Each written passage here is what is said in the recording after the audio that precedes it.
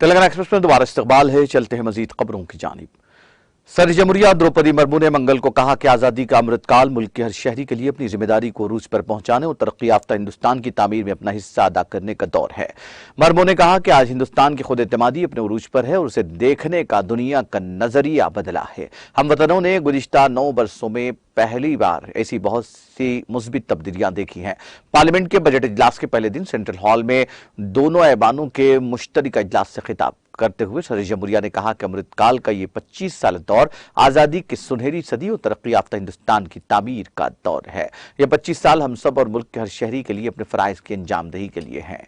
उन्होंने ये कहा कि हमें ऐसा हिंदुस्तान बनाना है जो खुद कफील हो और इंसानी जिम्मेदारियों को पूरा करने के काबिल हो, जिसमें गुर्बत न हो और जिसमें मुतवस्सित तबका भी शान व शौकत से भरा हो। उन्होंने कहा कि हमें 2047 तक ऐसी कौम की तामीर करनी है जो अपने माजी की शान से जुड़ी हो और जिसमें जदीदियत का हर सुनहरी बाब भी जुड़ा हो। सदर जमहूरिया ने कहा कि हमें एक ऐसा हिंदुस्तान बनाना है जिसमें नौजवान ताकत और खवातीन की ताकत सबसे आगे खड़ी हो और नौजवान वक्त से 2 कदम आगे चले।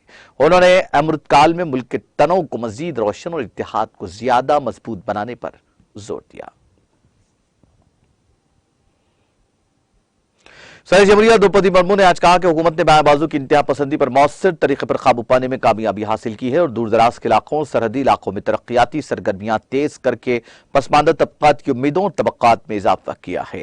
मुर्मू ने पार्लियामेंट के बजट इजलास के पहले दिन दोनों ऐवानों के मुश्तरका इजलास से खिताब करते हुए कहा कि मेरी हुकूमत ने सरहदी देहातों को बेहतर सहूलतें फराहम करने के लिए वाइब्रेट विलेज प्रोग्राम पर काम शुरू किया है। कौमी सलामती के नुक्ते नजर से भी गुज़िश्ता बरसों में सरहदी इलाकों में बेमिसाल इंफ्रास्ट्रक्चर बनाया गया है। मजीद ये कि इन इलाकों में तरक्की की रफ्तार तेज हो रही है। बाएं बाजू की इंतहा पसंदी जो गुज़िश्ता चंद दहाइयों में कौमी सलामती के लिए एक बड़ा खतरा बन चुकी थी, अब चंद अजला तक महदूद होकर रह गई है। सदर जमहूरिया ने कहा कि दर्ज फहरिस्त जातें, दर्ज फहरिस्त कबाइल और पसमानदा तबकात तरक्की के फवाइद से सबसे ज्यादा महरूम है। अब जबकि बुनियादी सहूलतें इस तबके तक पहुंच रही हैं तो इस तबके के लोग नए ख्वाब देखने के काबिल हुए हैं। डॉक्टर अम्बेडकर उत्सव धाम, अमृत जल धारा और युवा आदमी योजना जैसे प्रोग्राम दर्ज फहरिस्त जातों के समाजी और इख्तिसादी तौर पर बाख्तियार बनाने के लिए चलाए जा रहे हैं।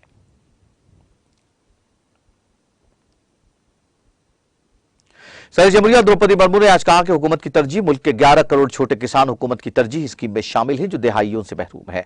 पार्लियामेंट के मुश्तरका इजलास से खिताब करते हुए मुर्मू ने कहा कि अब इन किसानों को बाख्तियार बनाने और उन्हें मालामाल करने की हर मुमकिन कोशिश की जा रही है। पीएम किसान सम्मान निधि के तहत इन छोटे किसानों को 2.25 लाख करोड़ से ज्यादा की मदद की गई है। खास बात यह है कि इन इस्तेफादा कुनिंदगान में तकरीबन 3 करोड़ खवातीन शामिल हैं, जिसकी वजह से खवातीन किसानों को अब तक तकरीबन 54,000 करोड़ रुपए मिल चुके हैं। सदर जमहूरिया ने कहा कि इस तरह छोटे किसानों के लिए फसल बीमा, सॉइल हेल्थ कार्ड, किसान क्रेडिट कार्ड का दायरा बढ़ाने के साथ साथ हुकूमत ने पहली बार मवेशी पालने वालों और माहीगीरों को भी किसान क्रेडिट कार्ड की सहूलत फराहम की है। फार्मर प्रोड्यूसर ऑर्गेनाइजेशन के क़याम से लेकर फसलों की कम से कम इमदादी कीमत में इजाफे के साथ किसानों की आमदनी में इजाफा करने के लिए छोटे किसानों के साथ हुकूमत मजबूती से खड़ी है।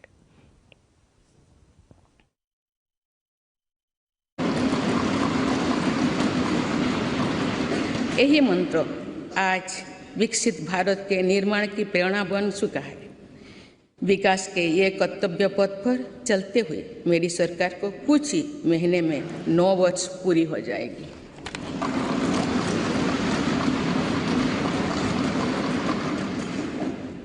मेरी सरकार के लगभग 9 वर्षों में भारत के लोगों ने अनेक सकारात्मक परिवर्तन पहली बार देखे हैं।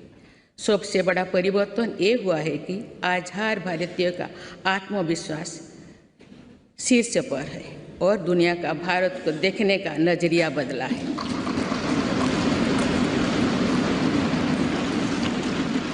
जो भारत कभी अपनी अधिकांश समस्याओं के समाधान के लिए दूसरों पर निर्भर था, वही आज दुनिया की समस्याओं के समाधान का माध्यम बन रहा है।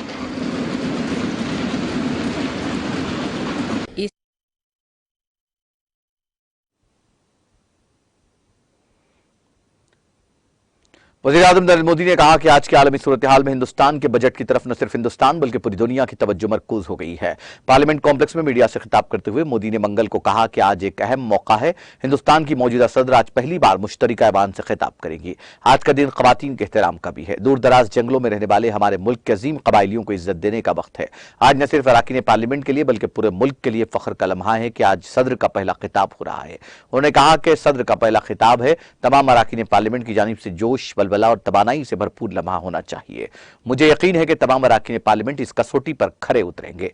वज़ीर आज़म ने कहा कि मुल्क की वज़ीर खजाना भी एक खातून है। वो कल आम बजट लेकर पार्लियामेंट आएंगी। आज की आलमी सूरत हाल में न सिर्फ हिंदुस्तान बल्कि पूरी दुनिया की तवज्जो हिंदुस्तान के बजट की तरफ है। दुनिया की गैर मुस्तहकम इक़्तिसादी सूरत हाल में बजट हिंदुस्तान के आम लोगों की उम्मीद को पूरा करने की कोशिश करेगा। मुझे उम्मीद है कि वज़ीर फाइनेंस इन उम्मीदों को पूरा करने की भरपूर कोशिश करेंगी।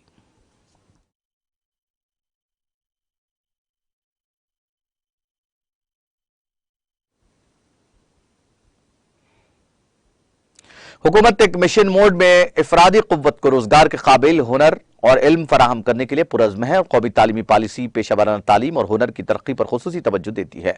मंगल को पार्लियामेंट में इख्तिसादी सर्वे 2022-23 पेश करते हुए वज़ीर फाइनेंस निर्मला सीतारमन ने कहा कि हुकूमत वजारत के क़याम के साथ ही साथ नेशनल स्किल डेवलपमेंट मिशन और हुनरमंदी की तरक्की नेज एंटरप्रेन्योरशिप पर कौमी पॉलिसी के आगाज के जरिए मुल्क में हुनरमंदी के माहौलियाती निज़ाम को बेहतर बनाने और उसे हमवार बनाने की कोशिशों को तेज करने के लिए पुरज़्म है। NEP 2020 के तहत भी पेशा वाराना तालीम और हुनर की तरक्की पर खुसूसी तवज्जो दी गई है। पेशा वाराना तालीम और उमूमी तालीम के इंज़माम और पेशा वाराना तालीम को मरकजी धारे में लाने को मुल्क के तालीमी निज़ाम में एक बड़ी इस्लाहत के तौर पर शनाख्त किया गया है। Sir, with your permission, I rise to lay on the table a copy each of the following papers, Hindi and English version. Economic Survey 2022-23, Economic Survey 2022-23 Highlights, and Economic Survey 22-23 Statistical Appendix.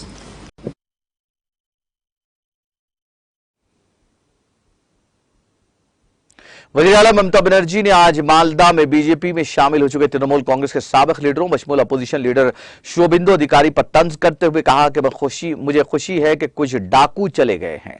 मरकजी हुकूमत की सख्त तनकीद करते हुए कहा कि रियासत से पैसा ले जाते हैं और रियासत का ही पैसा देना नहीं चाहते हैं। वो सियासत कर रहे हैं, बंगाल की मईशत को बर्बाद करना चाहते हैं। उन्होंने कहा कि मरकजी टीमों को बंगाल भेजा जाता है। उत्तर प्रदेश, मध्य प्रदेश और दीगर रियासतों में कितनी टीमें भेजी जाती हैं। ममता बनर्जी ने कहा कि हमने शुमाल बंगाल में बड़े पैमाने पर तरक्याती काम किए हैं। आज हमने 1200 करोड़ रुपए के प्रोजेक्ट का संग बुनियाद रखा है। हमारी हुकूमत आने के बाद हम इस जिले में काम करते हैं। वज़ीर आला ने यह भी कहा कि जिले में खवातीन का थाना, नया थाना, बहुत सी चीजें कायम की जा रही है। हवाई अड्डा बन रहा है। मालदा बालूरघाट कोच बिहार में हवाई अड्डा बनेगा। मालदा मुर्शिदाबाद में सियाहत हो रही है। नदिया जुनूबी दिनाजपुर में पुल बनाया गया है। स्कूलों, कॉलेजों और यूनिवर्सिटियों में पढ़ने के लिए मदद की गई है। यहाँ 30% अक़लियतें हैं, वो भी पढ़ना चाहती हैं। हम तालीम को रोकने नहीं देंगे।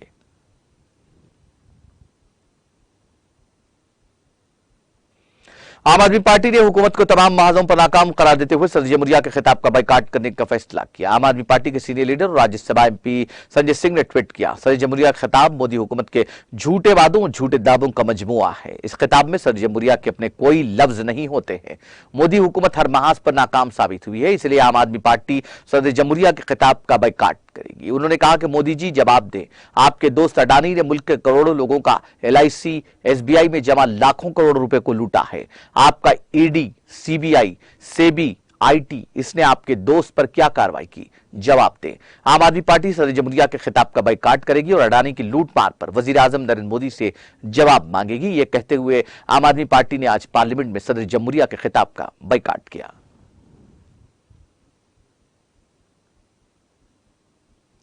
कर्नाटक के साबिक वज़ीर आला और भारतीय जनता पार्टी के सीनियर लीडर BS येदियुरप्पा ने इंतखाबी सियासत से रिटायरमेंट का ऐलान किया है। येदियुरप्पा ने कहा कि वो मरकजी सियासत में रहने के ख्वाहिशमंद भी नहीं है, लेकिन चाहते हैं कि बीजेपी रियासत में इख्तिदार में वापस आए। उन्होंने पीर को कहा कि वो इंतखाबी सियासत से रिटायर हो रहे हैं और वो मरकजी सियासत में रहने के ख्वाहिशमंद भी नहीं है, लेकिन सियासत में रहेंगे। उन्होंने कहा कि वो चाहते हैं कि बीजेपी रियासत में इख्तिदार में वापस आए। उन्होंने कहा कि उनके इलेक्शन न लड़ने का मतलब ये नहीं कि वो सियासत से रिटायर हो रहे हैं। उनका कहना था कि इसके बजाय वो रियासत में बीजेपी को दोबारा इख्तिदार में लाने के लिए रियासत का दौरा करेंगे। काबिल जिक्र है कि येदियुरप्पा एक ताकतवर लिंगायत लीडर है। येदियुरप्पा ने नामानिगारों से कहा, मेरी उम्र अब 80 साल है, इसलिए मैं इलेक्शन नहीं लड़ूंगा, लेकिन इसका यह मतलब नहीं है कि मैं सियासत से रिटायर हो रहा हूं। मैं रियासत भर का सफर करूंगा और बीजेपी को दोबारा इख्तिदार में लाने की पूरी कोशिश करूंगा।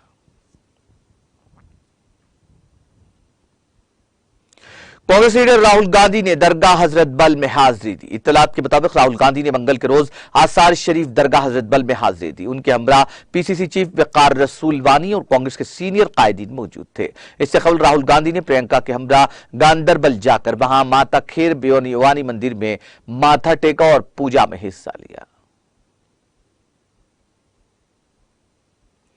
अमेरिकी सदर जो बाइडेन ने पीर को कहा कि वो यूक्रेन को F-16 लड़ाका तैयारे भेजने की मंजूरी नहीं देंगे। अमेरिकी सदर जो बाइडेन ने पीर को कहा कि अमेरिका यूक्रेन को F-16 लड़ाका तैयारा नहीं भेजेगा। एक रिपोर्टर के सवाल के जवाब में कि क्या वो यूक्रेन को F-16 लड़ाका तैयारा भेजेंगे, बाइडेन ने कहा, नहीं।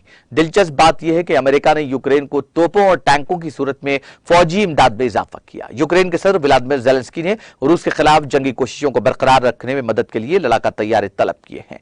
बाइडेन ने मुसलसल कहा कि तैयारे नहीं मिल सकते, हालांकि उन्होंने दूसरे शोबे में मदद की पेशकश की है। पिछले हफ्ते बाइडेन ने ऐलान किया कि वो यूक्रेन को 31 M1 एब्राम्स टैंक भेजेंगे। इसके बावजूद आला अमेरिकी हुक्काम ने कहा कि भारी कीमत वाली गाड़ियां मुल्क की फौज के लिए मौजू नहीं है। व्हाइट हाउस के साउथ लॉन में बात करते हुए बाइडेन ने यह भी कहा कि उन्हें यकीन नहीं है कि क्या वो अगले माह यूक्रेन में जंग के आगाज के 1 साल मुकम्मल होने पर यूरोप का दौरा करेंगे।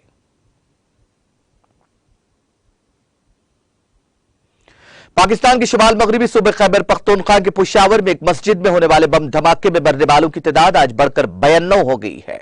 इसकी तस्दीक लेडी रीडिंग अस्पताल के तर्जुमान मोहम्मद आसिम ने की है। पेशावर के लेडी रीडिंग अस्पताल के तर्जुमान मोहम्मद आसिम ने 92 अफराद के मरने की तस्दीक करते हुए कहा कि अस्पताल लाए गए तमाम अफराद की शिनाख्त हो गई है। उन्होंने बताया कि उस वक्त अस्पताल में बम धमाके के 57 जख्मी जेर इलाज हैं। लेडी रीडिंग अस्पताल में मजमूई तौर पर 157 जख्मी लाए गए थे, जिनमें बेशतर को तिब्बी इमदाद फराहम करने के बाद घर भेज दिया गया है। दूसरी जानिब पुलिस ने धमाके से मुतालिक अपनी इब्तदाई रिपोर्ट में कहा कि पुलिस लाइन्स पेशावर की मस्जिद में दिन में 1:15 पर धमाका हुआ, जहां 300 से 350 अफराद के नमाज अदा करने की गुंजाइश थी। पुलिस की रिपोर्ट में कहा गया कि धमाके के बाद मस्जिद की छत मुनहदिम हो गई। मजमूई तौर पर 63 लाशों और 157 जख्मियों को मलबे से निकाला गया। रिपोर्ट में कहा गया कि पाक अफवाज और रेस्क्यू 1122 की मदद से रेस्क्यू ऑपरेशन ताहाल जारी है। मलबे के नीचे से एक सर भी मिला है, जबकि धमाके की नौइयत जानने से मुतालिक तहकीकात जारी है। धमाके के खुदकुश होने के इम्कान को मुस्तरद नहीं किया जा सकता, जबकि धमाके की मुख्तलिफ पहलुओं और जावियों से तहकीकात की जा रही है।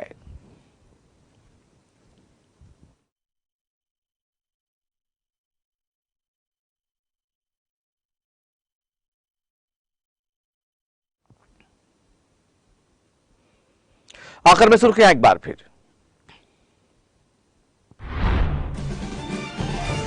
तेलंगाना असेंबली के बजट इजलास का 3 फरवरी से होगा आगाज। गवर्नर तामिलिसाई सौंदरराजन असेंबली के मुश्तरका इजलास से करेंगी खिताब। रियासती वजीर केटीआर ने करीमनगर के कमलापुर का किया दौरा। मुख्तलिफ तरक्याती कामों का किया इफ्तिताह। गुरुकुल स्कूल के तलबा के साथ किया लंच। वजीर फाइनेंस निर्मला सीतारमण ने पार्लियामेंट में इख्तिसादी सर्वे 2022-23 किया पेश। अफरादी कुव्वत को रोजगार के काबिल हुनरमंद बनाने के हुकूमत के अज़्म का किया इजहार। पार्लियामेंट में सदर जमहूरिया द्रौपदी मुर्मू का मुश्तरका खिताब। बीआरएस और आम आदमी पार्टी ने सदर जमहूरिया के मुश्तरका खिताब का किया बाइकाट।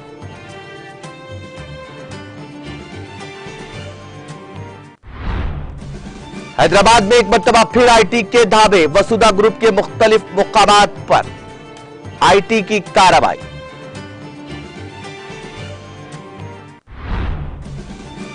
अमृतकाल तरक्की याफ्ता हिंदुस्तान की तामीर का दौर। पसमानदा इलाकों की तरक्की पर दिया गया जोर, इंतहा पसंद तशद्दुद पर काबू पाने में कामयाबी मिली। सदर जमहूरिया के मुश्तरका खिताब में वजाहत। बजट की तरफ न सिर्फ हिंदुस्तान बल्कि पूरी दुनिया की तवज्जो मरकूज। पार्लियामेंट कॉम्प्लेक्स में वजीर आजम नरेंद्र मोदी का मीडिया से खिताब।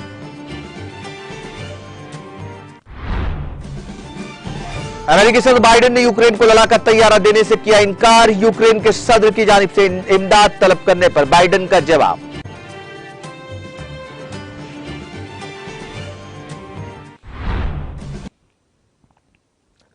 तेलंगाना एक्सप्रेस में फिलहाल इतना ही। मुझे और मेरी पूरी टीम को दीजिए इजाजत। ताजा तरीन अपडेट्स के लिए देखते रहिए टीटीवी।